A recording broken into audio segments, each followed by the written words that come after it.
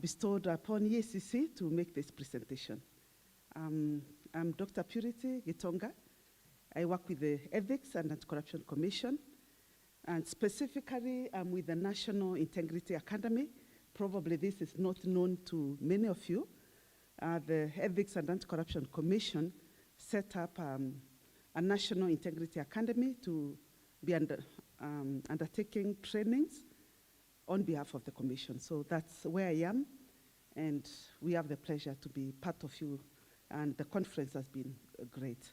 My topic for this afternoon is the role of leadership and citizen responsibility in the fight against corruption. I think you would agree with me that the topic has to some extent been handled. Part of the speech before we broke for lunch was speaking about corruption. And citizen responsibility was also spoken to a great deal.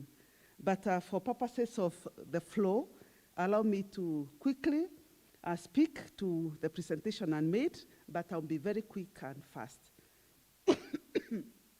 I started by acknowledging that corruption is a challenge, not only in Kenya, not only in developing countries, but across the globe. It is a challenge that many countries are contending with. It's a challenge because, and it's been regarded as a crime, and it's put under the leagues or crimes against humanity, so it's one of them. But allow me to emphasize that it's not only a crime, but it's a crime that facilitates other crimes. There is a very close link between corruption and crimes such as terrorism, human trafficking, drug trafficking. So that's a challenge with this crime that we are talking about this afternoon, corruption. And other than facilitating crime, I would say that corruption also hinders negatively the realization of development goals that have been set. Not only in Kenya, we have Vision 2030, but also other development goals that have been set. We have 2030 agenda, we have 2063 agenda, so many visions that the world and the development partners and the countries have set are hampered by this vice that we are discussing this afternoon. Hence, the need for us to talk about it and the need for us to do something about it. I went quickly to ask what is corruption, but I'll not dwell so much on this, but for us to appreciate that corruption is the abuse of entrusted power, may it be in public, but also in private. And the sad thing about corruption is that when the person who abuses the office gains, somebody somewhere loses. That's a sad thing. There's a loser in a corrupt deal. The public, the organization, or individuals or employees, when somebody else is being advantaged unfairly. Also, the other thing about corruption is it's a breach of law, it's a breach of regulations. That makes it wrong. It's a violation of legally established barriers. It is a moral issue. And I think that has come out very strongly during this conference. It is a betrayal of public trust or public office. So that is what makes corruption wrong. I started by thinking that we need to appreciate, by looking at that picture, it says so much that every sector in Kenya, in the world, whichever country it is, every sector is involved. And everybody is asking what is there for me. They want to benefit at the loss of somebody else. And behind every corrupt deal, there's a professional. That's the sad thing, that educated people, very educated people, professionals, are said to be engaging in corruption instead of correcting the vice. That corruption, of course, I've said this, it's not only in small countries, in rich countries, but also in small and developing countries, as it is in developed countries. And the sad thing, again, is rarely do people who engage in corruption stop to ask and to think, how does my action impact others? Not that they don't know that it's wrong, they already know, but they still continue. That makes corruption sad. Statistics about corruption globally, I just picked a few from the global statistics. The World Economic Forum indicates that the corruption costs the world lots of money in terms of trillions. The World Bank estimates that Africa, businesses, individuals lose in trillions in form of bribery alone. The Global Financial Report Integrity Report also indicates Africa loses. So there's so much loss as far as corruption is concerned, going by those reports. I think this was referred to in Kenya. I picked a few examples in Kenya to bring it home, that according to the Corruption Perception Index of 2019, Kenya was ranked position 137 out of the standard countries, 180, and scored 28% out of 100. And I've always made this fun. If your child brought a report from home, having scored 28 points, 28%, how would you feel? Do we feel anything when we read that Kenya scored 28 points out of 100 and was far below the global average at 43 and the Saharan average at 32? That was referred to. And I thought that as much as this is a perception report, because it's a corruption perception index report, as much as this is a perception report, this is what drives people's thinking, and they lose their trust and they lose their confidence in public service. Unfortunately, I still ask, as much as this perception, is it a perception because Kenya seems to have sensitized its people and they know so much about corruption? Could it be that the media has brought this matter to the public and they know about it and there's freedom of speech, hence we speak so easily about corruption, hence the poor performance?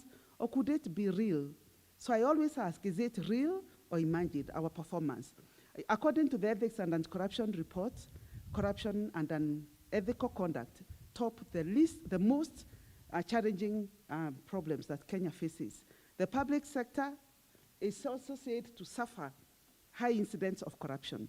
But what is worrying is that 67% of Kenyans do nothing. As much as they'll say Kenya, there's corruption in Kenya, they're not willing to do anything. And therefore the presentation today addresses what can we do to engage these 67% that do not do much in the fight against corruption.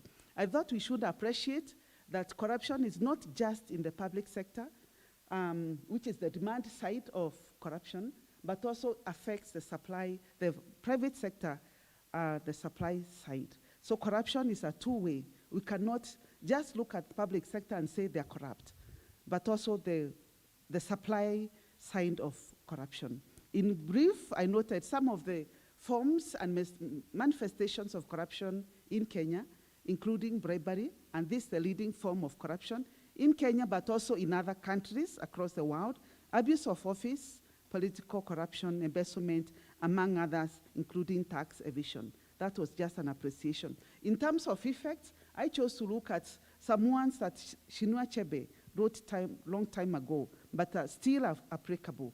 That the effects of corruption are obvious.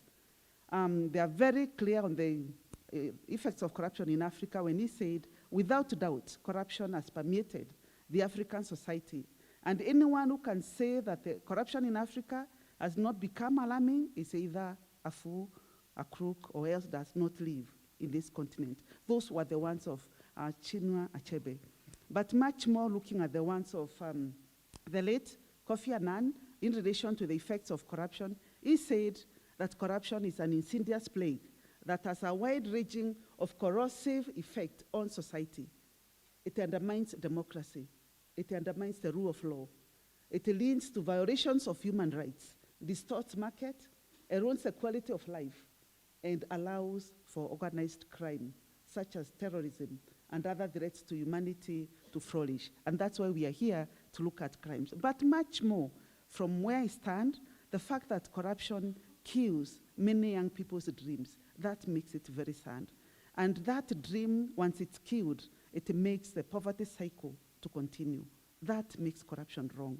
Negatively, corruption affects our standards of living. We want to improve our standards, but in the presence of corruption, that chance is lost. Just that was an overview as what corruption is and its effects to our community, to our society, to our country, to our people.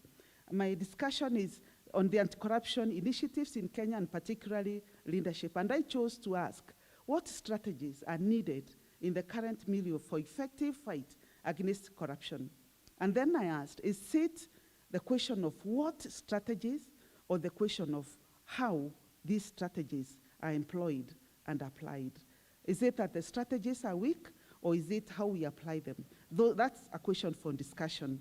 I looked at the strategies that have been put in Kenya, and I noted that the government of Kenya has adopted diverse strategies as per the guidelines, because we are guided by the United Nations Convention Against Corruption of 2003. And in efforts to address the problem of corruption, the government of Kenya, in line with UNICAC, has criminalized corruption, has put in and domesticated legislative interventions.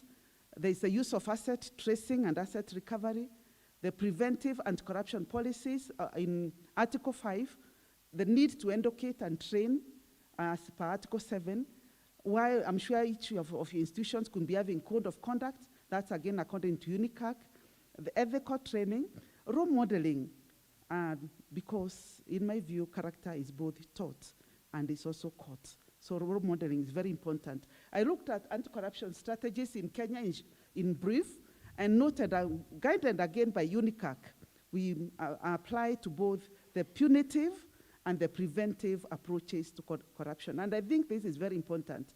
In the preventive, this is before corruption has taken place. So, and we've put quite a number of strategies to prevent corruption before it takes place. At the Ethics and Anti-Corruption Commission, we have the prevention, we have education and training, we have best practices, best standards, promoting of integrity, and now I've talked about the National Integrity Academy that it trains for the commission. So preventive approaches. But this is before the fact, and I thought that's where effort probably can be put. Punitive, this is after the fact. Things have already happened, but that's again a very important approach in the fight against corruption. That who engaged, those who engaged have to repay, to face the punishment, or repay back what it is that they put. So those are the two key strategies, but there are many others in between. Now, as part of the punitive approach, we have the enforcement, which involves the country registrating, and Kenya is very well registrated as far as the fight against corruption is concerned. I couldn't put all the acts here, but there are so many that enable the fight against corruption. There's the setting up of anti-corruption agencies, there's the actual investigations, actual disruption that was spoken to about this morning, asset tracing and asset recovery, that the government, that the public gets back that which was lost through corrupt deal. That's enforcement. I think I put some of the laws that Kenya has registered in the fight against corruption, so we cannot talk of lack of laws. There are so many, starting from the Constitution. However, I've noted that in spite of the many legal and institutional frameworks put in place in Kenya, corruption remains a serious challenge to contend with. And I've posed what then is the problem. And I remember that was the statement too in the AG's speech. So what then is the problem? Can we registrate against character? Because corruption is a behavioral issue. Can we registrate against behavior? How many laws do we need to do that or to effect that? On the preventive approach, there are so many approaches that the Commission has applied. Values education and public awareness. I'm sure often you hear officers from the Commission on radio. Partnerships, that again was talked to this morning. The MAT, the multi-agency approach. The development of codes of conduct, that's been very well done. If you look at the reports, very well done. Systems review, where we visit institutions, we look at their systems, and we advise. This is not an investigation, but it's advisory and looking at the systems and seeing where there are loopholes. Leadership and role modeling, curriculum-based interventions. That, to me, is very, very key. This is at school level. Now, getting back to the purpose of our discussion, leadership. This paper discusses the role of leadership in the fight against corruption. And the question I would pose, if time allowed for us to discuss, do you think leaders have a role to play in the fight against corruption? Do they have any role? And why do they have that role, and how would they execute that role? This paper takes into consideration that leaders play a very, very important role because of that first statement I put there. Everything rises and falls on leadership. If this was a workshop, we would have discussed if you agree with that statement.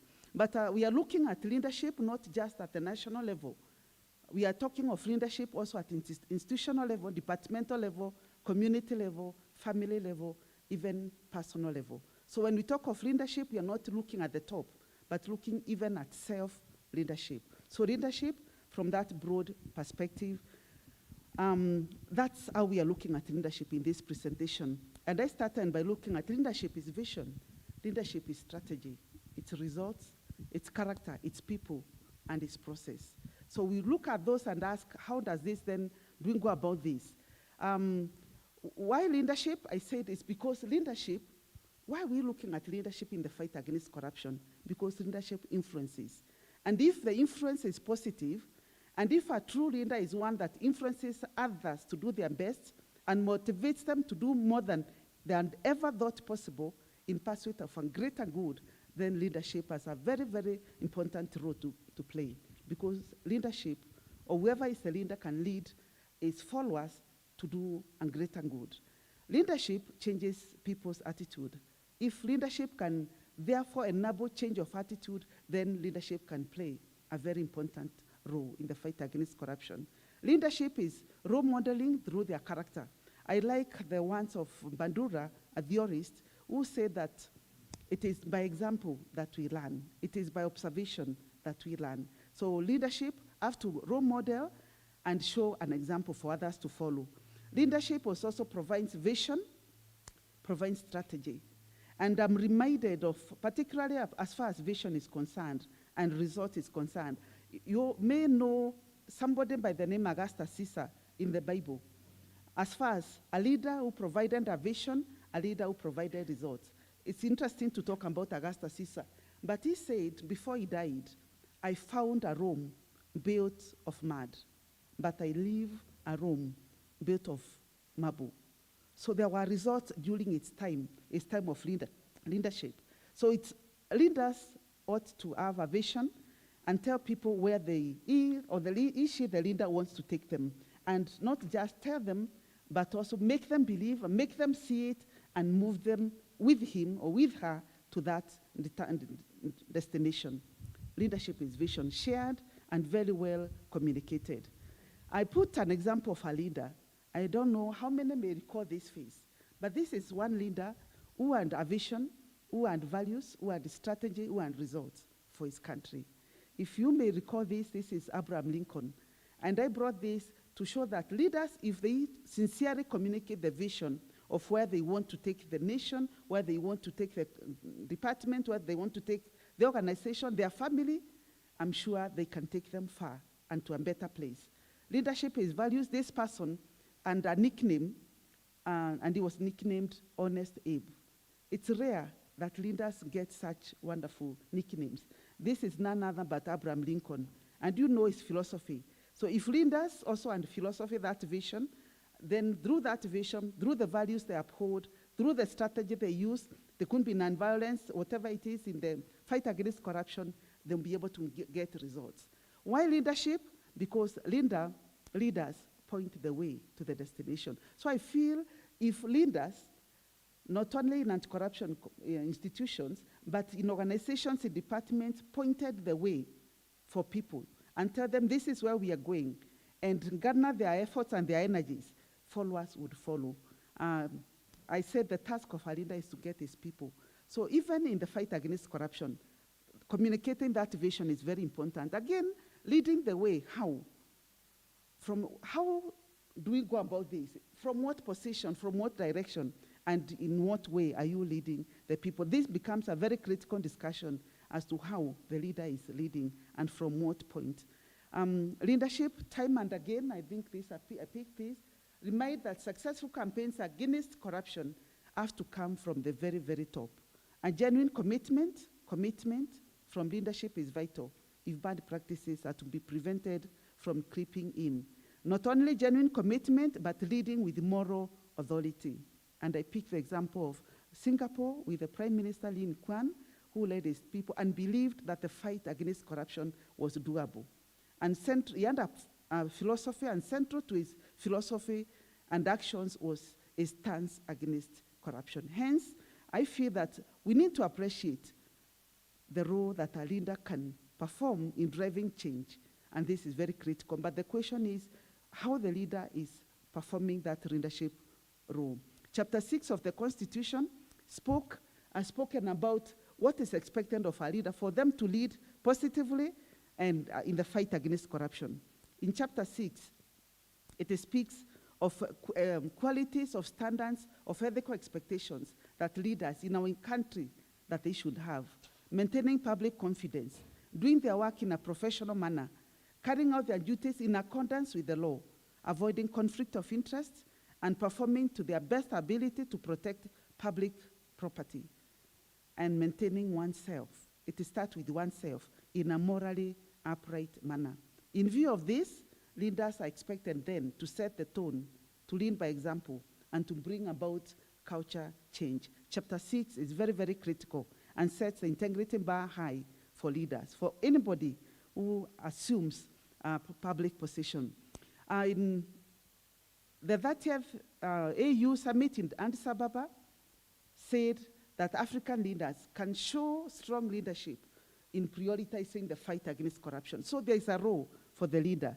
And the executive secretary said African leaders have to be at the forefront in the fight against corruption. Again, emphasis on by setting example and showing a strong position against the ill. This paper therefore recommends that training in leadership, and particularly in self-efficacy and having leadership philosophy, is very critical if the leader is to lead in the fight against corruption. Citizen responsibility, this is the second part. I think this was very well covered. I'm just go through it. And my question is, who is this citizen and how should this citizen engage in the fight against corruption? As far as who this citizen is concerned, I'm looking at the individual, irrespective of what position you hold. I'm looking at myself as an individual citizen, as to yourself as individual citizens. I'm looking at the general public, at citizens, institutions of learning, the business sector, the civil society. I'm looking at the media as part of the Kenya citizens that have a role in the fight against corruption. And somebody said that we cannot fight corruption if the public is not engaged. They must own the fight. They must understand what this fight is about, what corruption is about, how it affects them, the cost of corruption. The citizen must understand and must know that. And therefore, how then can the citizen be engaged? One approach that is very, very critical, as again this has been said over and over today, is positive role modeling. Integrity, again, is both taught and caught. That's according to Mbadura's social learning theory. Therefore, the leaders, the citizens, have to be of good example for others to carry. Curriculum intervention, this is to the learning institution. I would say the Commission has made effort to ensure that matters, ethics, integrity are included in the curriculum. And curriculum intervention here, I'm looking at both the formal curriculum, that is the taught curriculum, and I'm looking at the informal curriculum, that is whatever happens outside the classroom. At the Commission, we have the integrity clubs for schools, for learning institutions, that can help in passing values of integrity and other values, and for them to understand the perils of corruption. So curriculum intervention is very key in engaging the citizen in the fight against corruption. But much more, and again this was said this morning, strengthening the family institution for proper socialization process. When you look at the psychology of corruption, which seeks to ask, why do people engage in corruption? One of the theories that come out from the psychology of corruption is that poor parenting, poor socialization is the main factor that affects corruption in any country. And therefore, this paper calls on us as citizens, calls on the government to consider ways in which parents can be empowered, in which family institutions can be empowered, so that the parenting process is made easier and learners or young people are taught the right things. So poor parenting has been noted to be one of the reasons for the rise in corruption. Therefore, we need to get back to the basics about parenting. Then the other bit is ethics training in order to build the capacity of officers, either at public or private sector, on how corruption robs the country and how it affects the poor or the people of that country and how it affects development. And that way, we'll get one step closer. I'll say with gladness that the National Integrity Academy does a lot of this ethics training, and the response has been great. The fact that there are so many requests that comes to the commission through the academy, and this ethics training is taking place across the country, and at whatever level, right from the executive level to the lower officers level. What about at personal level? Ability to build a personal brand of integrity and professionalism, where individual Kenyans would want to purpose and build a personal brand, so that when they are challenged as to what is your brand and what sort of script, what sort of story your life talks, they'll be able to say it with confidence, and people can read their story through their behavior. The media, I'm glad the media plays a very, very critical role in providing timely, accurate, and comprehensive reportage. And this helps also in the fight against corruption, as long as the story doesn't die at the middle before the issue is sorted out. So proactive participation, again, the general public, individuals, citizens in Kenya can play a very critical role.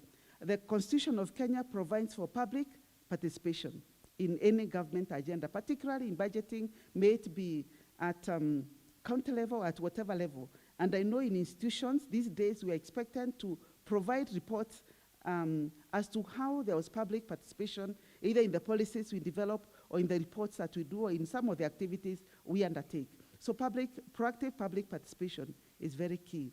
This paper recommends strengthening of state and non-state actors' collaboration so that the war against corruption does not belong to one institution, but it is a war for all Kenyans, all citizens, state and non-state. To come to the end, this paper, alongside empirical studies, recognizes that corruption does not exist in the abstract, but is manifested in people's behavior that is influenced by mindset, values, desires, inclination, and environment. And for that reason, our education system, may it be the formal system or even at community level, has to address the mindset. It has to address the values, the inclination, and the environment. I've always posed a question that since it's often a certain category of certain sector are always stopping in the fight against corruption, suppose you change something about their environment, will corruption still thrive? So we have to address both the mindset and the arena in which corruption takes place. Therefore, a realistic effort to eradicate corruption must target the behavior of the people, because corruption is a behavioral problem. This would entail imparting virtues, values, positive parenting, and combating the vice through law enforcement.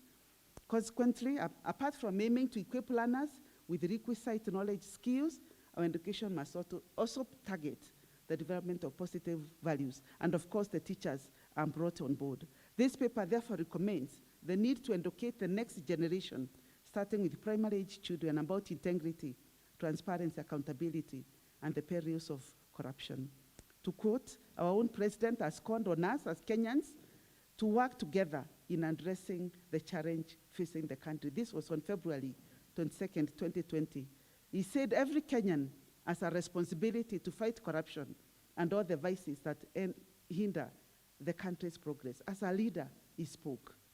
And speaking is one of the ways in which leaders can fight corruption. Every one of us has a responsibility to ensure we combat corruption, we protect our environment, we work together to ensure there is peace. If each and every one of us play their role effectively, I don't see the reason why we cannot tackle the challenge facing us, the president said. The public, therefore, must be involved and must avoid engaging in bribing the public officers. To quote, as I come to the end, I quote this expert by the name Rose Ackman, who recommends that an effective strategy of combating corruption is by increasing the benefits of being honest and showing people the achievements that have been made. The time didn't allow that we show the achievements that have been made in the fight against corruption, because definitely there are. She said, if we do that, increase the benefits of being honest, so that the focus, I remember the PS talked about that, the focus is more on the positive aspects than focusing on the negative. That, I think, will help in changing the medicine, in changing the narrative. The corruption tree is a very big tree with deep roots and big twigs. We all must keep hammering it for it to be foreign. So we have that duty for all of us to hit on this tree until we fall the tree. That is being a challenge. And as I end, there's this anonymous writer who said, I wonder whether we do not rest our hopes too much upon constitutions, upon laws, upon courts. These are false hopes. Integrity lies at the hearts of men and women. When it dies there, no constitution, no law, no court can save it. No constitution, no law, no court can even do anything to save it. So that is the law. We have so many laws we've seen, but even if we enact as many laws without a change of heart, a change of mind, we may not effect much change on this vice that we call corruption. Therefore, prevention is better than cure. And with that, I say thank you very much. Thank you very much.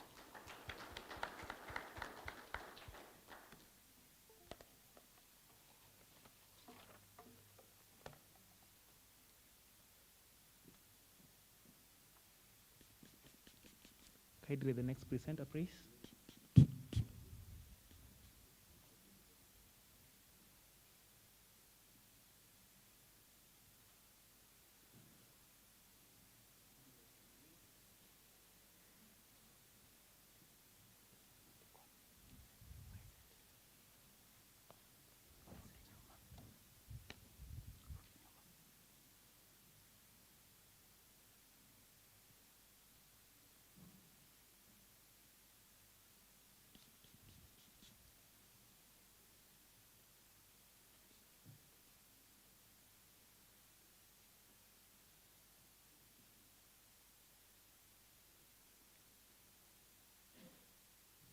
Good afternoon, delegates.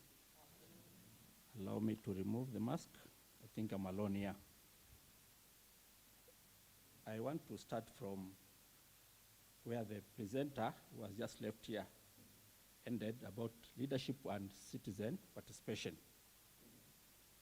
in the context of what we are going to talk about.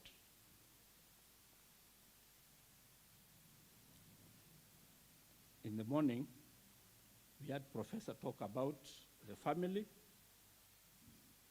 We have also had talks of terrorism, and I was asking myself, is the family under attack or being terrorized?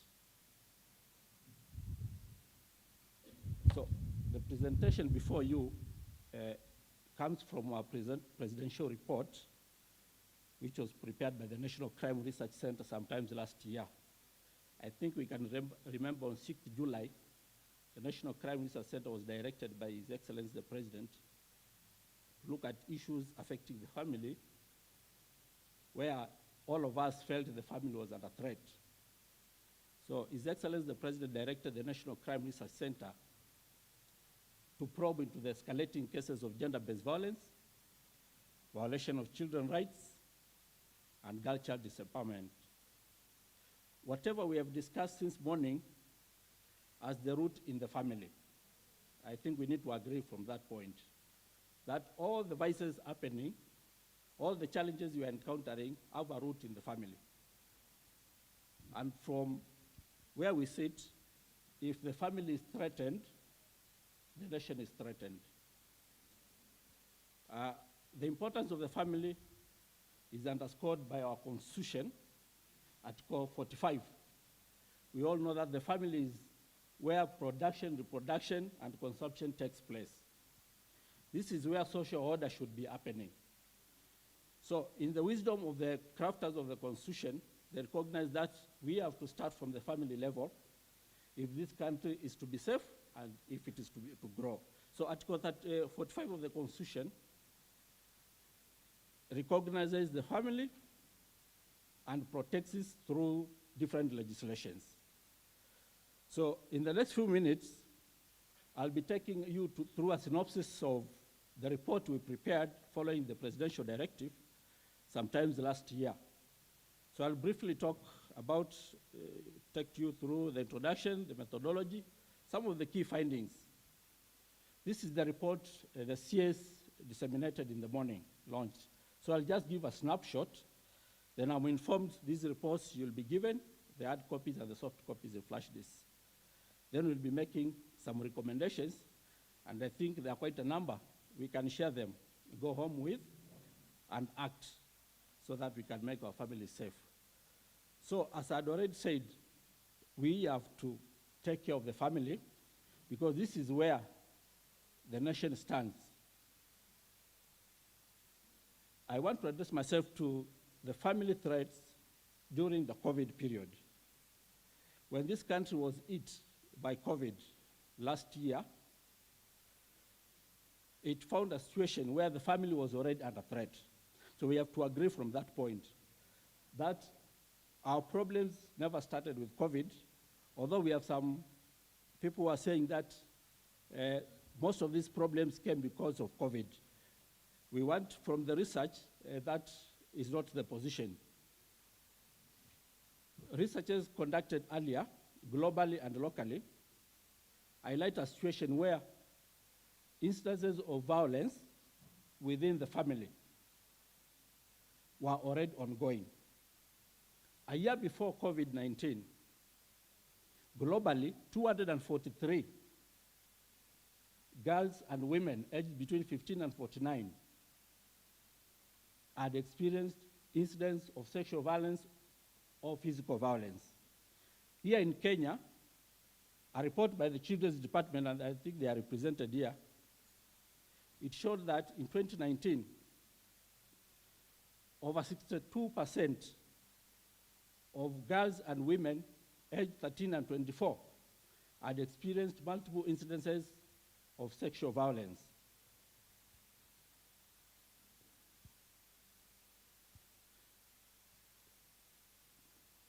So that is the situation in Kenya before COVID. Then comes COVID with its socio-cultural and economic disruptions. When we were hit by this pandemic, the government had to intervene to deal with the menace. So we had restrictions, family meetings, all of them had to be controlled so that we could contain the pandemic. All these aspects of COVID-19 came to worsen a situation which was already bad. And that's why we are saying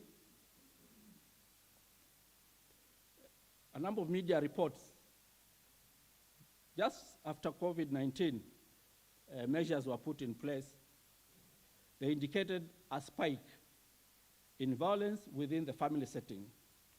And if I am to repeat myself, we are saying the family is the foundation of the Kenyan society, and therefore any threat to the family is a threat to the nation.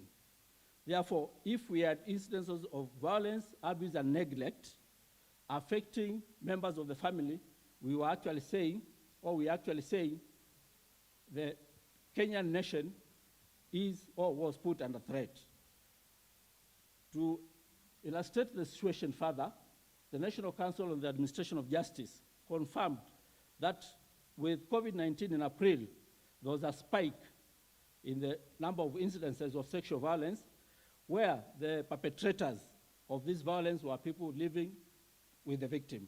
So the people living with the victim, we are talking of a family setting. So the methodology of the study, we wrote to the institutions represented here, and that's why all of us are participating in this forum, so that we can dialogue how best to address issues affecting the family with regard to the wellness of the nation.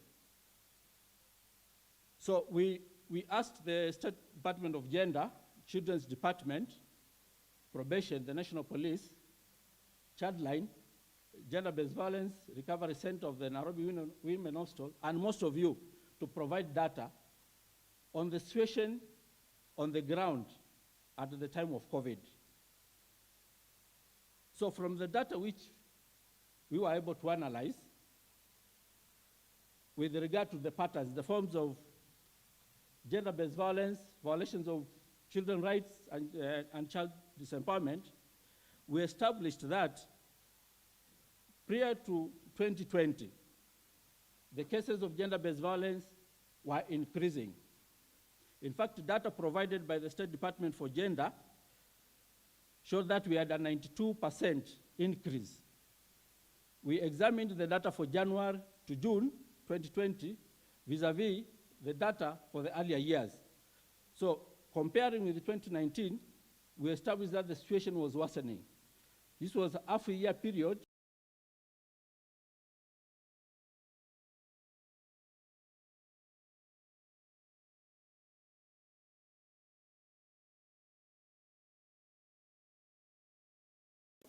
We can address this issue. So to make it worse, the findings established that most of the victims were women. If you look at the statistics for January to June, 71% of the cases which were reported by State Department for Gender represented women. So an average of 10 females per day. I think we have been concerned about losing 8 people through road accidents per day. But now we are subjecting 10 females every day to gender-based violence. And we know the place of all members of the family in national development. So we are saying this is a situation which needs to worry all of us seated here so that we can see ways to reverse the trend. This is a further illustration from the National Police Service data, where between January and June, we had 2,032 incidents of gender-based violence within the family level, as compared to January to December 2019, where we had 1,057 cases. So this is an illustration of escalating a situation. Then this study went further to look at the areas of gender-based violence where we were most hit, or we were hardest hit. So the figure projected here indicates that the family was suffering incidents of defilement, attempted rape, gang defilement. These were the highest reported incidents. What are we saying here? Family members are being subjected to these serious crimes.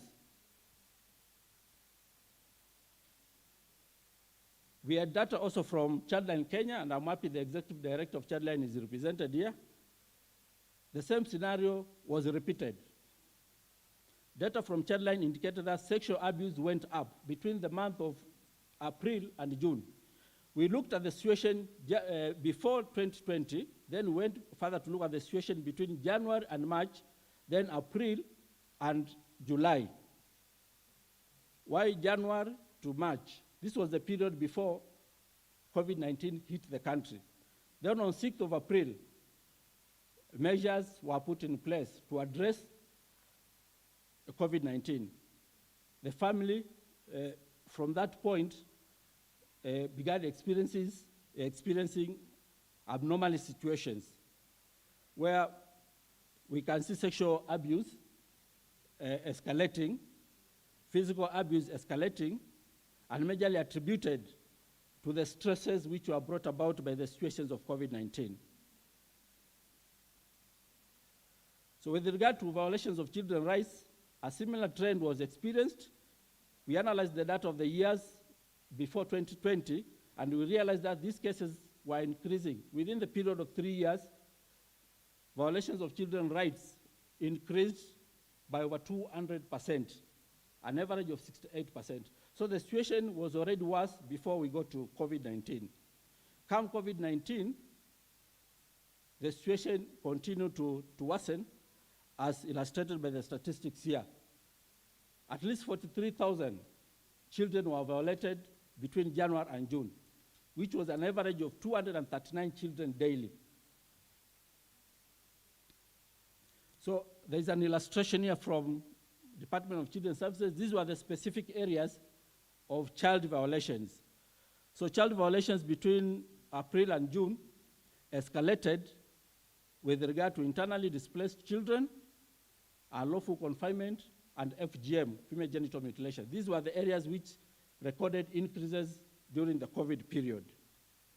If you look at data from the Department of Probation, who handle offenders, cases of defilement also went up.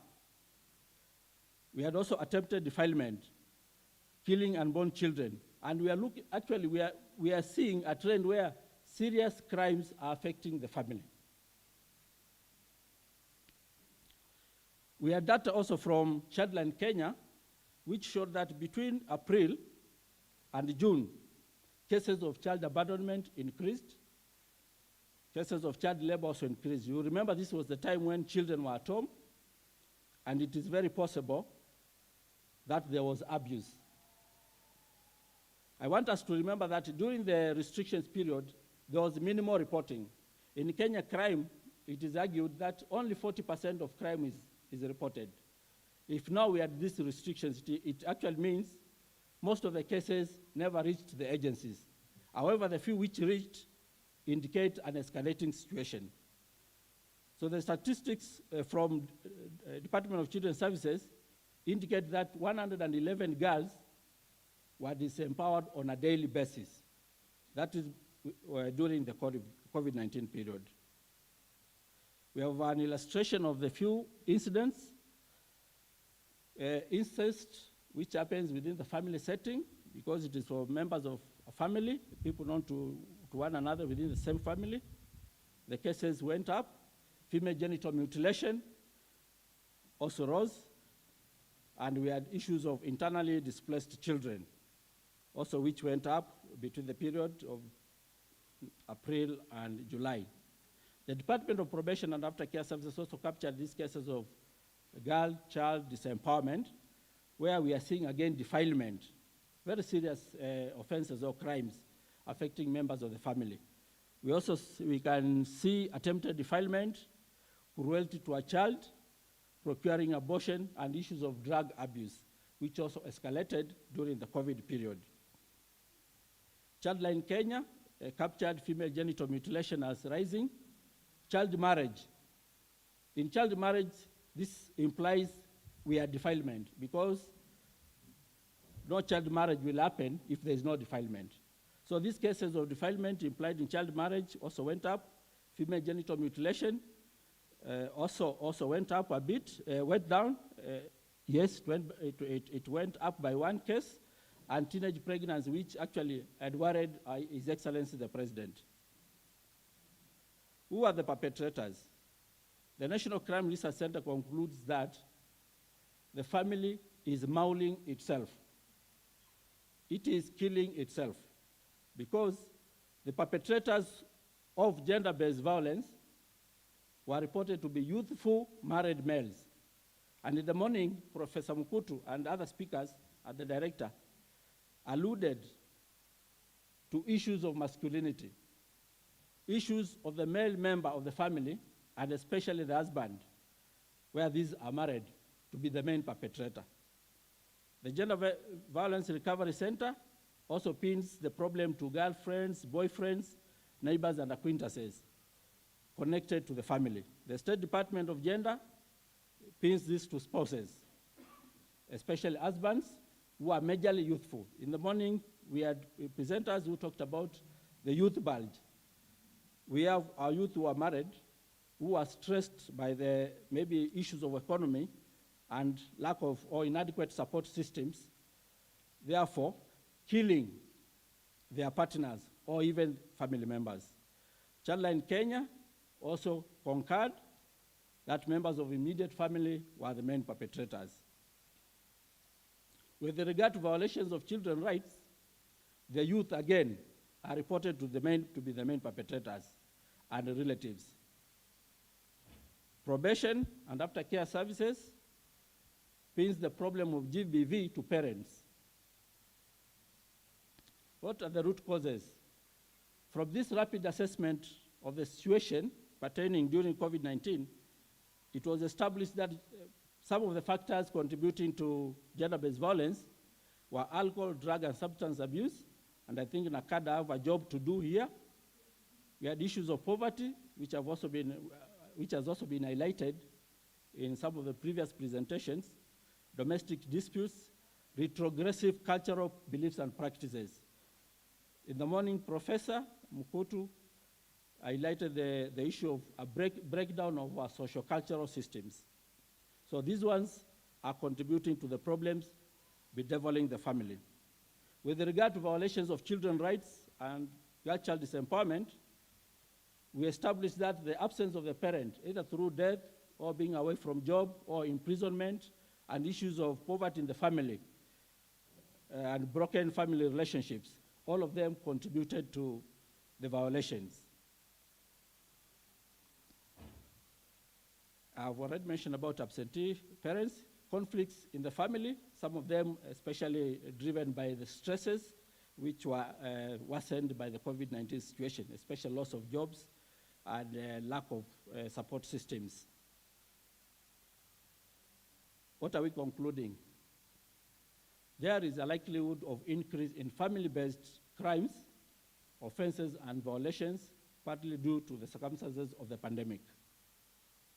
This was established by the statistics. There is a confirmed escalation of violation of children's rights. We have already seen the numbers moving up. There is a likelihood of increased teenage pregnancy. I think most of us saw on media the number of teenage pregnancies which were reported by the media and some of the organizations represented here. And we are saying we need to have a program for out-of-school children or children who are maybe on vacations, because the long stay at home may have contributed to this, and because there was nothing substantive to engage the children. So there was a lot of truancy and delinquency. There is a link between dysfunctional socio-cultural value system within the family. This has already been repeated by previous presenters, that something needs to be done with something to do with our cultural values. How can we strengthen them? Because they are a major contributor to the problems threatening the family. What are we recommending? I think if we went with recommendation number 1, we would be home and dry. All of us have repeated that we need to reclaim the Kenyan family. This is where the problem is happening. So all ordained, appointed leaders, like the ones who are seated here, or nominated, we have a role to reclaim the Kenyan family, because it is under serious threat. We cannot hide our heads in the sand. The Kenyan family is threatened. Number 2, we have an important institution which deals with children, the Department of Children's Services and allied agencies. We need to empower them, especially resource-wise, so that they can play their role effectively. During the COVID-19, some services were declared as critical and essential. I think maybe we may have forgotten. We are saying, in instances of emergency, let us declare and prioritize management of gender-based violence and children's services as essential and critical services. In fact, we asked for data from children officers, and some of them could not access offices because of the containment measures. So there was underreporting of the incidences. We are recommending establishment of one-stop centers for survivors of GBV across all the 47 counties, and I think the State Department for Gender and like-minded partners need to take this one up. The Council of Governors has also been asked to strengthen community strengthening programs or empowerment programs to deal with issues of poverty and unemployment, which is actually driving our youth into aggressive crimes.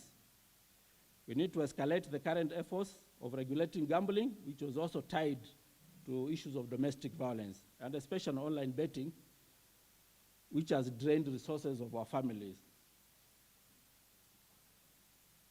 The education sector, we are recommending that we deepen the structures for guidance and counseling. We have these children, the school-going children who are in school and suffering from the problems within the family setting. and they have nowhere to get assistance. So we are encouraging that school systems strengthen this aspect of guidance and counseling so that the problems transported from home can also be addressed partially within the school environment. We realized that at the home setting, we had also deficiencies of reporting. The largest population of our children is in school. So we want to recommend that schools establish reporting mechanisms where they are able to report problems happening within the family, and the schools take this up with relevant agencies. Issues of parenting have been mentioned by Dr. here. I think we have a problem with the parenting, and we can say it is actually the major problem of gender-based violence and violations within the family setting. It is recommended a multi-agency team focused on especially issues of identification, profiling, investigation, prosecution, and rehabilitation of perpetrators be strengthened. Madam Judge mentioned earlier in the morning, do we want to put all our youth who are actually the main perpetrators in prisons? So as we undertake punishment, prosecution, and sentencing, let us also not forget about rehabilitation. You remove the breadwinner, you create more problems of juvenile delinquency. So let us be strategic in the actions we are taking. There is need to undertake expeditious disposal of justice, and I know the committee, there are members here of the committee, on NCAJ committee on the task force of the NCAJ on children matters. And I think the focus is the best interest of the child. Let us ensure that justice to the child is given at the right time. As I finish, the recommendations are many. You'll find them in the reports, which will be given to you. There is need to establish and strengthen GBV and child protection units within our criminal justice agencies. That is the DPP, probation, the courts, and all the agencies that have a stake on issues of the family. So we want to challenge ourselves seated here, that the time to act is now. Thank you.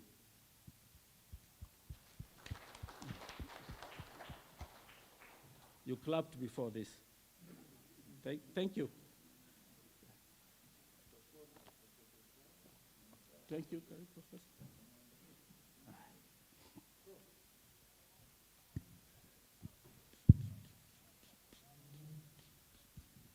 So I'm requesting Daktari to come forward, and also the moderator of the session, Professor Charo, please.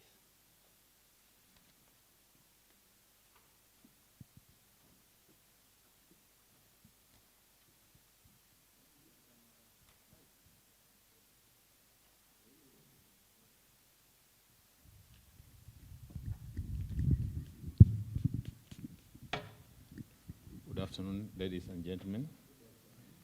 Let me confess that afternoons are the most difficult hours to learn if something central in your life is not being talked about.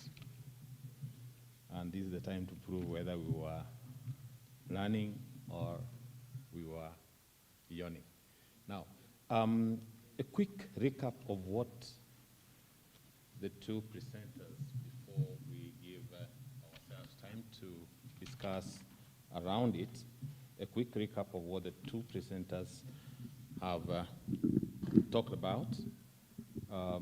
Dr. Purity started very well with the interplay, which was clearly presented, the interplay between corruption and crime. I was asking myself which one gives birth to which, but she clarified that all the way to the clarification that we have more than enough to be able to at least to be seen to be doing something on corruption. Legal provisions, systems set up, and she ended up asking the question, why do we still have corruption? Of course, the beauty about her presentation is she had recommendations, which we have to digest and see as members, organizations that are interested in dealing with crime, what is it that you can pick from there and run with it? In the morning, we were challenged. It's not, I'm an academician, it's not an academic exercise. And we have said at NCRC that our research is basically action research. So what action can we derive out of her recommendation? That's the question we should ask ourselves. And Muteti has just taken us through, I call them shocking findings, that you have a threat, and within the threat, you can still have the courage to commit crimes, and within the family settings.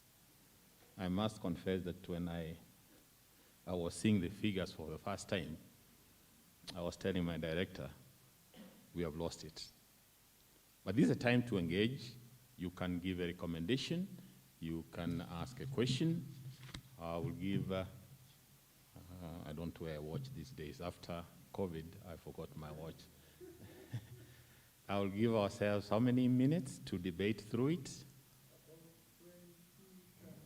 20 or 30 to interrogate what the two presenters have taken us through. So we are free to ask questions, to give suggestions, to guide further. Okay, I see from here there's a hand here, please, those who are having a mic. And behind there's another hand. At the top, those are 3. And the right, 4, 5. Let's start with those 5.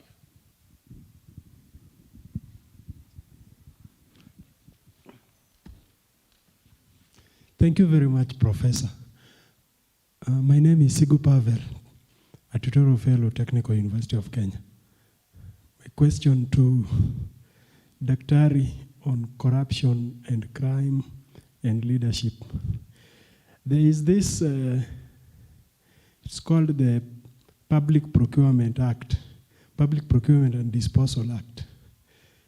I don't know what procurement officials got to do with the corruption, because most institutions, and we see it play out in the media,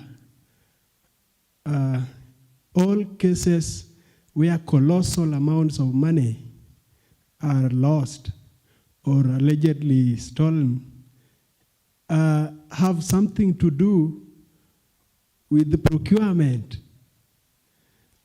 So I don't know, I'm just interested in finding out what you know or what you found out specifically about that department of procurement.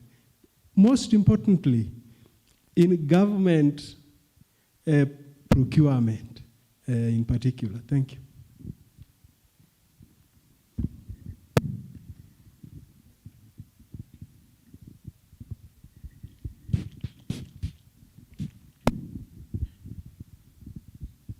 Thank you once again. I'm Caleb Wanga. I asked a question in the morning. Sorry for talking too much. My question is also related to what my brother just asked, but it is related in this way. What is the capacity of EACC to perform? Because Kenyans mostly, we only see the revolving door. We don't know what happens inside. I know a lot of politicians walk through that door, and we never hear anything beyond that. What are the institutional capacity of EACC to undertake the responsibility ikonayo? And then what are the strategic partnerships, or what are the approaches in terms of building strategy? You talked of the National Integrity Academy. It looked very interesting for me as a person working in the broader security sector reforms program from the civil society perspective. It could be a very important institution for us in terms of building capacities. That is to you. Then to Daktari. You painted a very gloomy picture, just the same way the professor have said. We have children's department. Then we have a civil society organization, I don't know, semi-government, like Child Welfare Society of Kenya. There was a time it had a lot of cases of corruption in the media. what is the capacity of the children's department? Because most of the cases of violations that are related to children, the children department looks very incapacitated. What could be the challenges, probably from your study? Then probably later on we can come with the recommendation on what can be done to strengthen it. Thank you.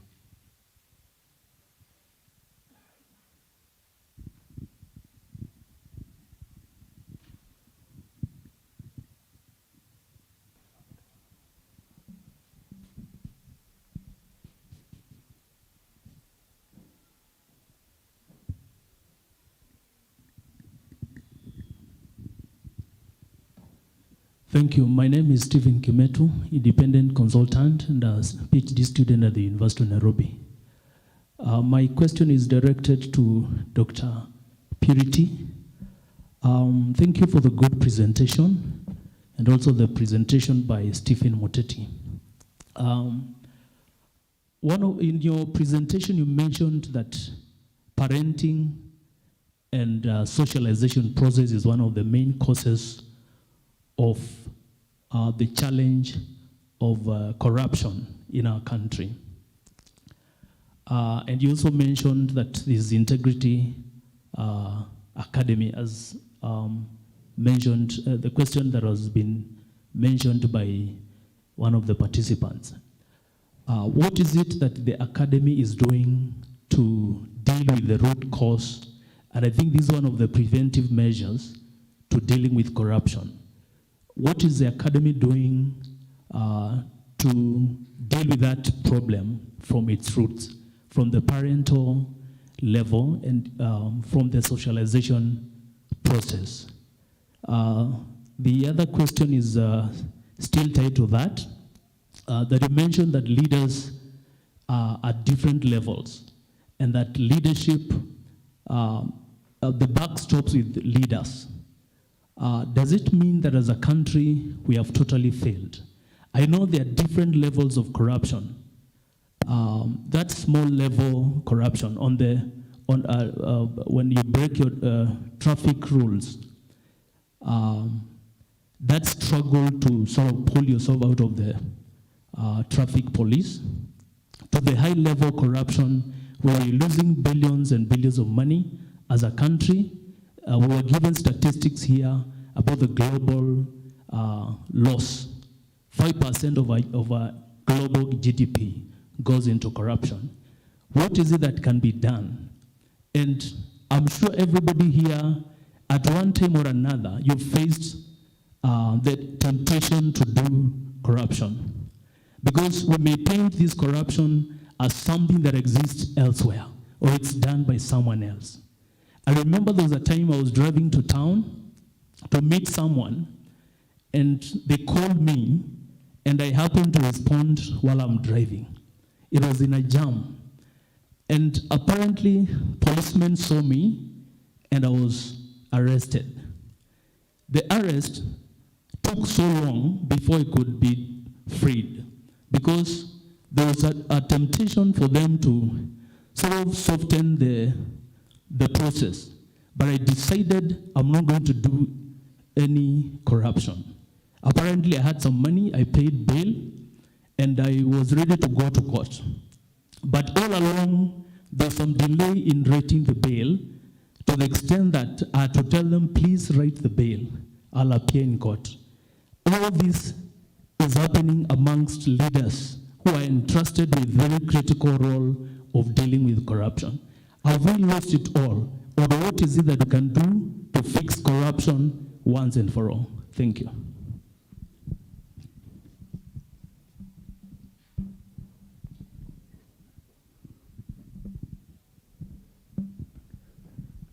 Yeah, good afternoon, everybody. My name is Dr. Kimani, a forensic scientist from Government Chemist. My question goes to Dr. Purity, and I think the two presenters had done us proud by doing very nice presentations. My question goes that are we having gaps in our strategy and approach of dealing with corruption? You gave us a preview of the entirety of the registrations which are there that are meant to deal with corruption, the multitudes of institutions that are there to deal with that, yet we still have runaway corruption. Learning from best practice, you realize some countries like Singapore, China, even our neighbor here, Rwanda, it looks like a tinge of dictatorship, if I may put it that way. Probably is the approach, I don't know. There's something that we should have a discourse on. Because you look at those three countries that I've mentioned, they are very strong and powerful leadership. The other thing is, when you look at some of those countries, and there's something that used to happen those years, is that before secondary school graduates would enter to the university, there was that period of time where they'll be taken through the NYS, in our country for that matter.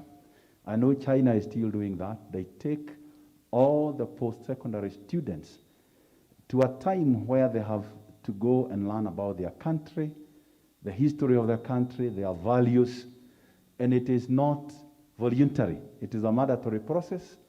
If you want to join university, you have to go and learn about your country and patriotism. And I think that process entrenched some values in our populace. So is it not an issue to deal with our strategies and our approach that probably is the missing link in the fight against corruption? Thank you.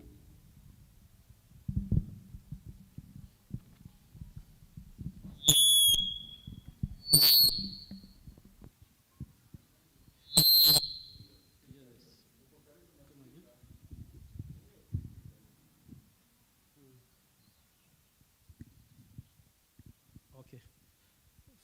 Thank you for those good presentations. My name is Emmanuel Kisiangani. I'm a senior lecturer at the Kenya School of Government. Just quick ones. One from our first presenter. The question has been posed by one of the previous speakers, but in a different way. Just wanted to know, I know it is the responsibility of everyone to deal with corruption, but how will you rate your institution in terms of fighting corruption? Has it been successful? And if it has not, what are some of the challenges that you've faced? So that is one. The other one relates to what the immediate speaker just mentioned. Are there countries that you consider to be exemplar in fighting corruption? Countries that have managed to reduce corruption. How do they do it? And what lessons can we learn? For the second speaker, he mentioned something and he said that was critical, reclaiming the Kenyan family. What does that mean? And how can we do that in the current context of globalization? Thank you.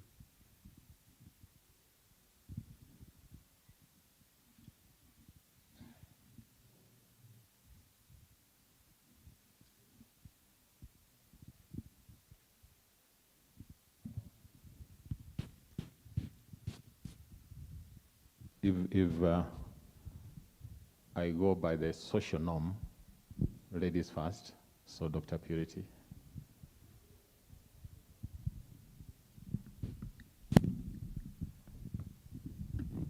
Okay, I'll start by appreciating those questions and the comments that have been made. At least it tells me that I am under class and people are with me, and that I greatly appreciate. So many questions. Some I may not have direct answer, but I will explain it from the way I know it. I want to start first by clarifying the role of EACC work, that the Ethics and Anti-Corruption Commission has 4 main mandates. And one mandate is that of investigation. And under investigation, that's where we have, we also have asset tracing, asset recovery, we have disruptions, and we and we have disruptions. Those are some of the ways in which we try to follow that which has been already taken from the public. The second role is that of prevention. We have our own department of prevention, and I say this is a department that does not do investigations, but visits institutions upon requests by institutions, or also upon reports that we may pick from the papers or from the media, that there is need to follow up at certain institutions. And it's purely to do a systems review. So our officers visit an institution, check on the systems, and establish where there are loopholes that encourage corruption to take place, and therefore do an advisory or recommendations. So this is purely for purposes of preventing and involving different functional areas in an institution. The other role is that of education and training. Education with public awareness, getting to all publics, of course, for them to understand what this vice is and how it affects them. Then the training aspect, where the National Integrity Academy comes on board to do training. And finally, the promotion of ethics and integrity and standards through codes of conduct, declaration of wealth, and also through vetting and many other ways. So there are many approaches. So EACC has those mandates. But the focus has always been on investigations. Therefore, I'm saying this so that we also begin to focus the view of EACC, not just on investigations, but also on the 3 other mandates that are purely preventive. Now, having said that, there was a question as to what the National Integrity Academy is doing about the question of the challenge of parenting, of which I said research shows that parenting has become an issue and contributes to corruption. And I said this in view of theories or psychology of corruption. When you ask the question, why do people engage in corruption? One of the answers leads to our socialization. If you found your parents doing certain things which were wrong, somehow by observation and by the example that you have, has been set, you do it. Now, what the academy is doing, which deals with the training, whenever we have audience, not necessarily we have not yet called parents, that normally is done by the education department, but whenever we have audience from across all sectors, we also presume they have a parental role.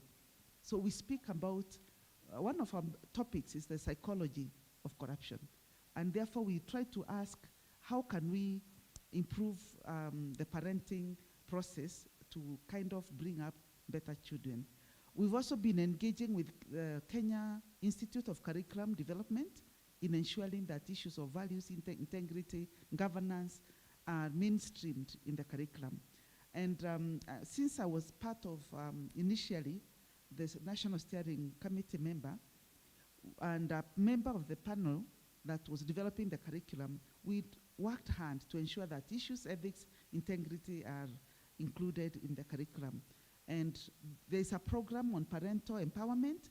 I want to believe that is being carried out not just by the academy, but also by KICD through their training programs. So we've not lost that. I would mention that to my, from University of Nairobi. So that is not lost. In our program, training programs, we include soft skills that we all ought to have.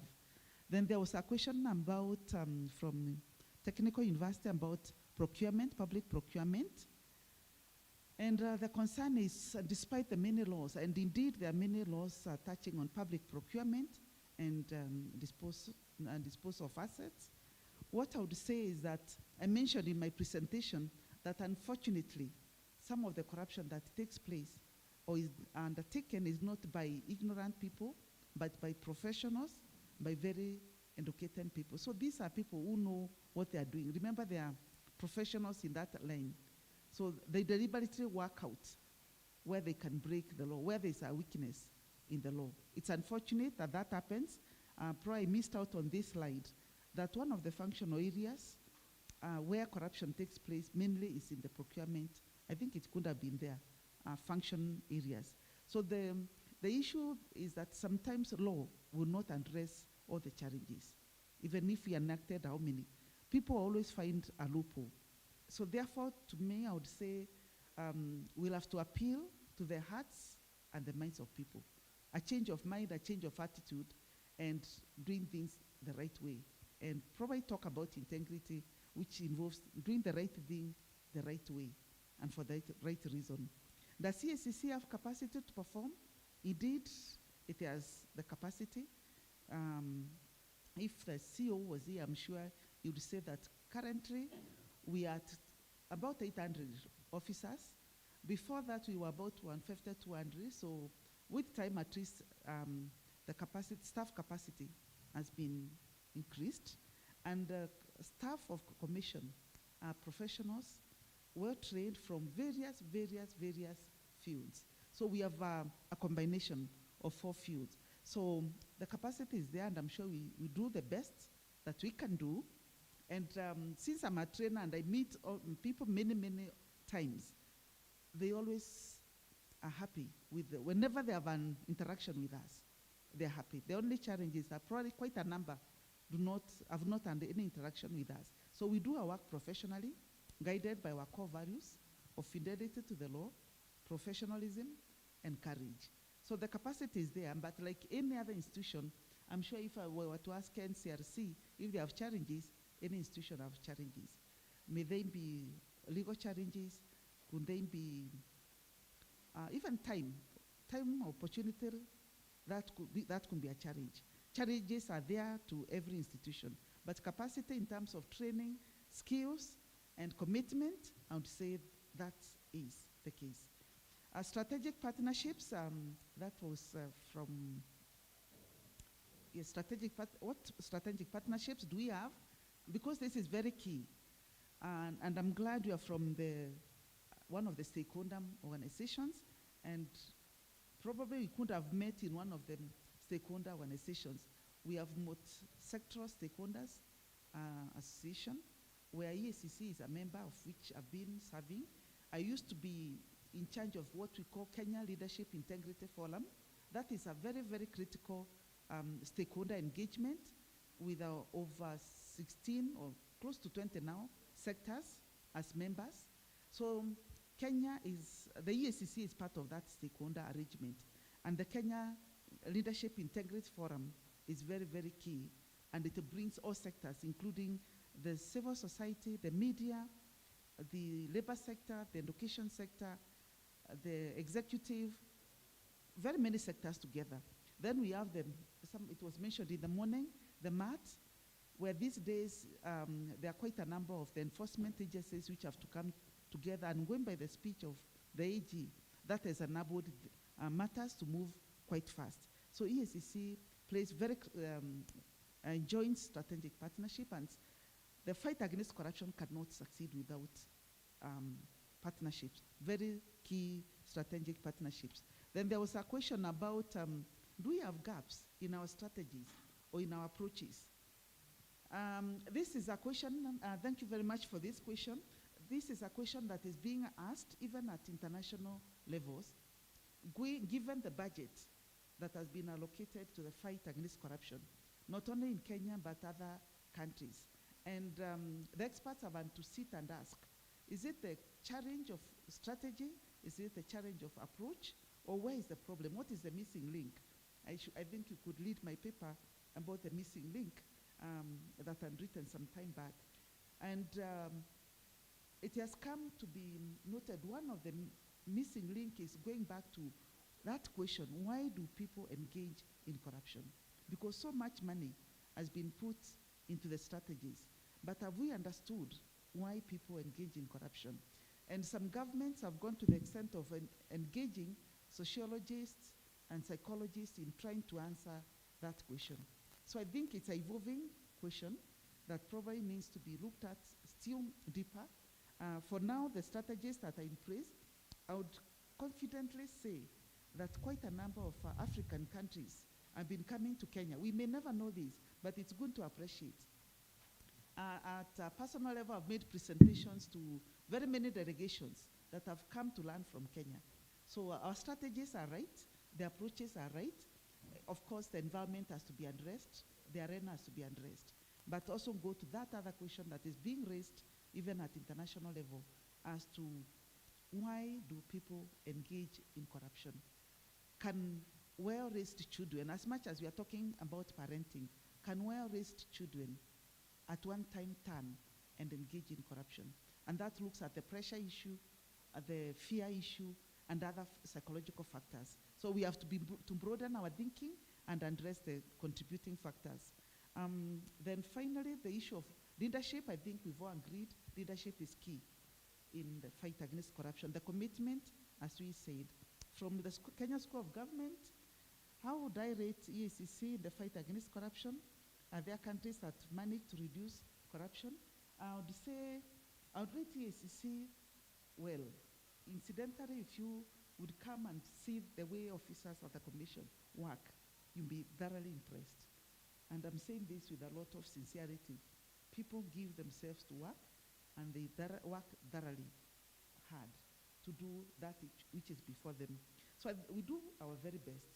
But the challenge, because it's a widespread, it become entrenched, and that's why we have this conversation this afternoon and in many other forums. What can we do? And engaging and endearing the public to join in the fight against corruption. For other countries that have managed to reduce, one approach that they took very, very well from the times I've engaged with some of them is deliberately choosing to go the preventive approach. But the public in developing countries are yet to agree and adopt that approach. So the pressure from public is they want enforcement, they want punishment, they want punitive measures. But some countries in the East particularly, they have begun to preventive in terms of teaching in schools right from primary school. And that has helped and has worked. But again, I would say the strategies are right. We need your support and for everybody to own this fight in Kenya. I think that will make us succeed and make progress. And if you look at the rating, at least these days we are moving up in terms of score. So there's some positive progress and positive reports going by the scores given by TI. Even in our own research studies, there's positive score, and that we are happy. Thank you.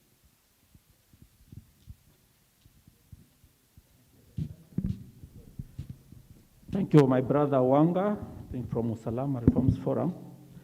Does the Children's Department have the capacity to deal with the monster?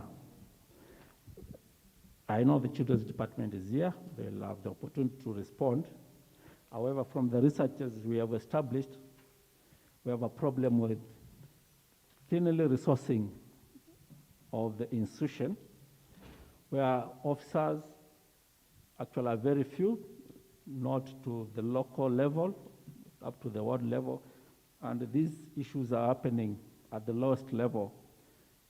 In the absence of the officers to take action, they go unreported or action is taken late.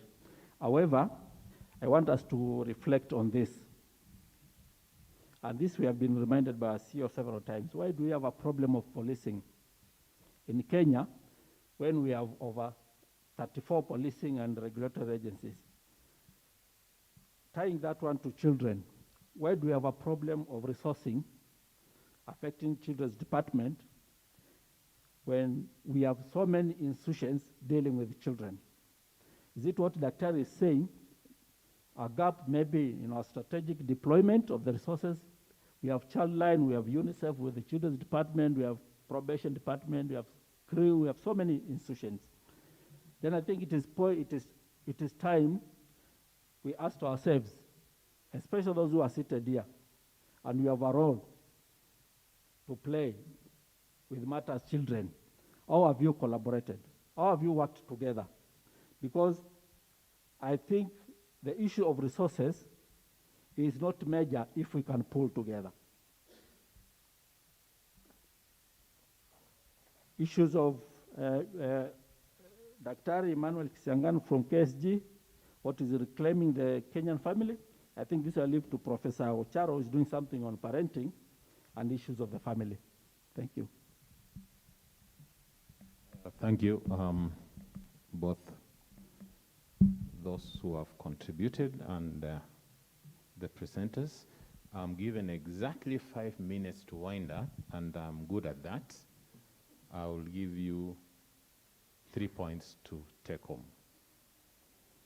Point number 1 is about corruption and crime in general.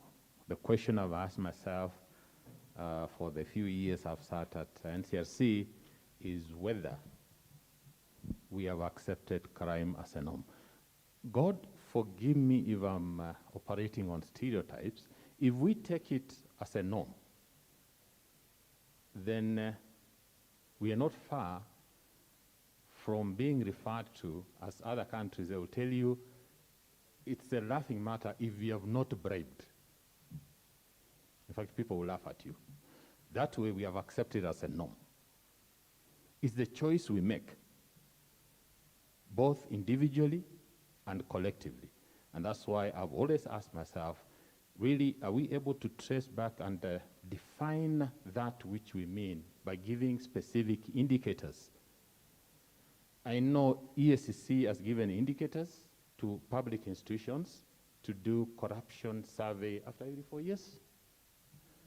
I remember at the University of Nairobi, I participated in doing that survey, in the last survey, and those indicators have remained the same ever since they were developed, meaning we have not contributed, with the new dynamics, we have not contributed to improving on the indicators.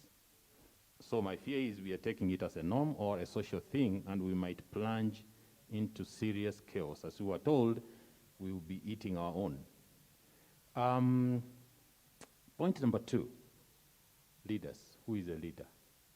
I will simply say that with all that I know about good leadership is not how many followers you have, is how many leaders you have created. So it's upon us, if you have stored that honor of leading, even if it means a church or something, it's upon us to create good citizens, not to glorify over the number of, if you're a church leader, the number of followers you have. No. The number of Christians you have created. So the number of citizens we're going to create is very important. Now, the elephant in the house, my final point. Do we have a family in Kenya? And if we do we have parents in Kenya? I'm asking this because since 2015, I've been sitting in drafting the Kenyan policy on family promotion and protection. We could not find a family in Kenya. It's a cocktail of a family. In as much as we want to say, take the responsibility back to the family, we must have the family. And that's why I insist, fine, since it's mandatory that there's some records that we should feel about families and whatnot, I'm not going to claim to be a parent when I'm only a father, because I hardly have time to do parenting. But the question is, who's going to do it for us?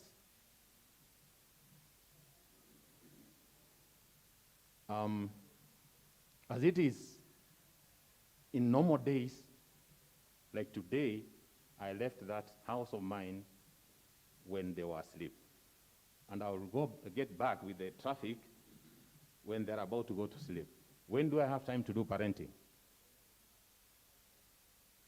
That's why we need to take responsibility and accept the changes that have taken place in the family and find a way of reclaiming the family, not in its original form, but in a form that the family can give us citizens. Because I've said it before, and I'll conclude today by saying it, in Kenya, whether you agree or not, because of lack of parenting, we have lost a whole generation, dead.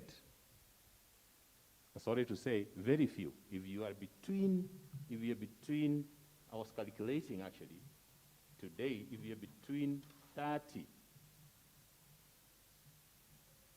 50.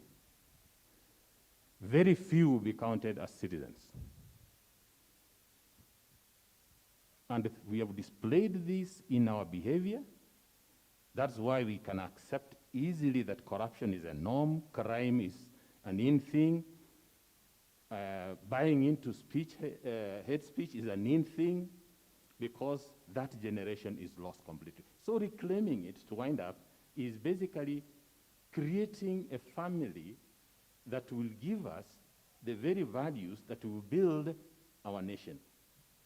Not saying we have the family we used to have some years back.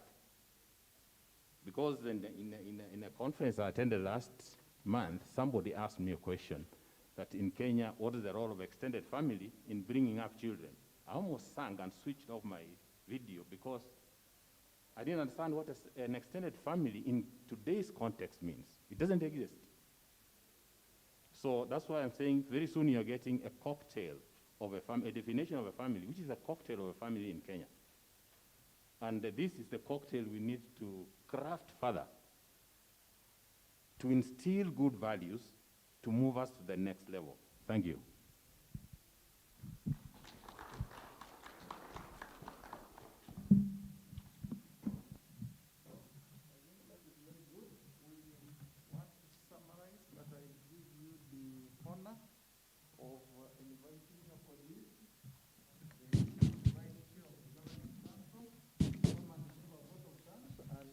Tell us to go home with the take-homes.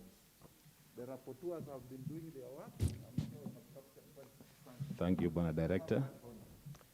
Now let me call you friends, since we have been all together. Although Socrates said that friends, they are no friends anymore. I invite Lady Justice Jasit to come and give a vote of thanks. She is Vice Chair of the Governing Council, NCRC. Karibu.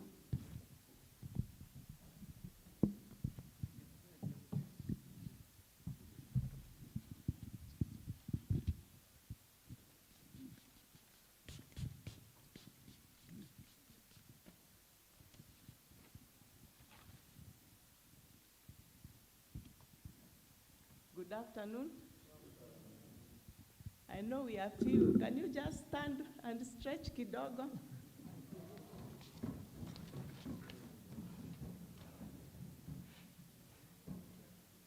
Thank you so much. You can sit.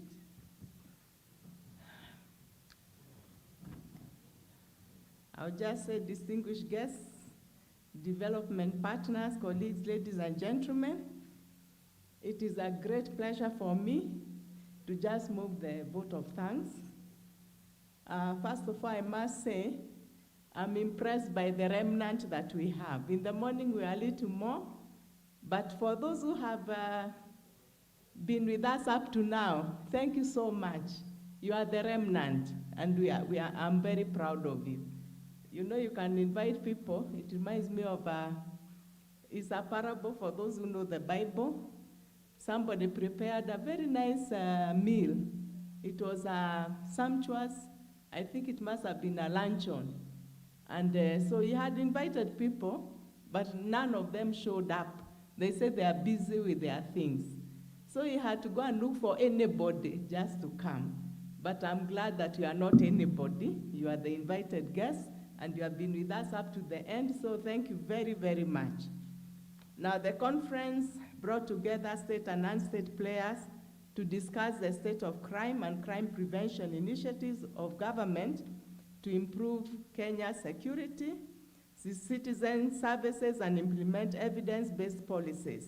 This is expected to help bridge the gap between research and national security, policy response and management, with the expected outcome of a better and well-coordinated whole of government approach towards the prevention of crime, including sharing of crime data, to build synergies for a secure and prosperous country.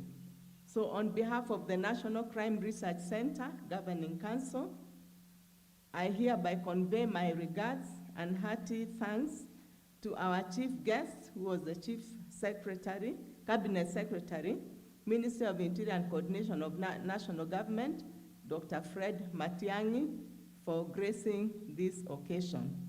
I must say, without, don't tell him, but I felt bashed by what he said, but with a light touch. The judiciary was on the spot, and that's where I come from, but with a light touch. Now, the Cabinet Secretary, in his opening remarks, has assured us of the government's firm commitment in implementing policies, operational and administrative interventions to ensure safety and security of the country. I'm sure you can remember his speech, the emphasis that he made. He said the ministry is top-notch, on top of things to ensure security, but all of us have a role to play, and if we don't all play the role, then it will not work very well. I don't want to repeat what he said. I would also like to thank the CAS, Ministry of Public Service and Gender, Honorable Beatrice Alachi, who was also here, for gracing the conference. On the same note, I also wish to extend our deepest gratitude to the Principal Secretary, Interior and Citizen Services, also the Inspector General of National Police Service, the Commissioner General of Prisons, who was here in person, thank you very much, the Vice Chancellor of the Nairobi University, and indeed also of Rongo, and also many other. I had a few other universities, so all those who graced the occasion, we are very, very grateful for that. Development partners and ambassadors also who graced this occasion, and all other government officials for your kind presence here. A big thank you goes out to the National Crime Research Center Governing Council. If it's not too much, please can I request those who are here, still here, please stand so that the people can see you. I think we have a remnant of 3 plus me 4. So thank you very much. Also the CEO, Director, he has been coming up and down. Please stand so that people can also see you. That is our Director. And also the Secretariat. Secretariat, you must be somewhere there. Can you just stand so that people can see the ones who worked so hard to make this possible? So thank you very much, Governing Council Director and the Secretariat, for your stewardship in successfully organizing this invaluable conference. We also want to give special gratitude to Reinvent Kenya. Sorry. I don't know, can I shut it? Okay. Reinvent Kenya, through Ms. Jackie Mbogo, for graciously sponsoring this conference, and indeed without their support, the conference would not have been possible. I also want to express our gratitude to the conference multi-agency planning committee. I don't know whether any members of that multi-agency planning committee is here, apart from the Secretariat. Stand up, please. Yes. Thank you very, very much. At least I know one person among them. I'm very, very grateful. Thank you very much for working to make this conference a success. You are representatives from the National Crime Research Center, the Ministry of Interior and Coordination of National Government, Reinvent Kenya, the Judiciary, the Office of the Director of Public Prosecutions, Directorate of Probation and Aftercare Service, State Department for Gender, Department of Children's Services, the Kenya Prison Service, the Government Chemist Department, National Police Service, and the Directorate of Criminal Investigation. So if any one of them is not mentioned, please include yourself in it. It was not intentional not to mention. And also in a very special way, we also want to give a profound thanks to the Kenya School of Government, that is here where we came, for agreeing to host us. Now, as a council, we express our infinite appreciation to presenters of the day. We had Professor Kennedy Mkutu of the USIU, Dr. Purity Gitonga of the ACC. We hear they have an academy. I was not aware of it. Dr. Stella Kingoro of the National Cohesion and Integration Commission, Mr. Masisi Kiilu of the National County Terrorism Center, and Mr. Stephen Moteti of the National Crime Research Center for the well-researched and insightful papers. What the papers were excellent. Maybe we can give them a round of applause. I thought the ones of the afternoon were the best left for last, but don't mention it. Now, our heartfelt gratitude, of course, equally goes out to Professor Robinson Ocharo, who was just here just now, and Ms. Jackie Mbogo for moderating the plenary sessions of this conference. And finally, if no one has thanked you from this paper, I want to thank all those delegates and all the participating agencies and all the participants for making this conference a success. So I say thank you very much. May God bless you. And we also say peace to Kenya. Thank you very much. Yes, I now declare this conference officially closed.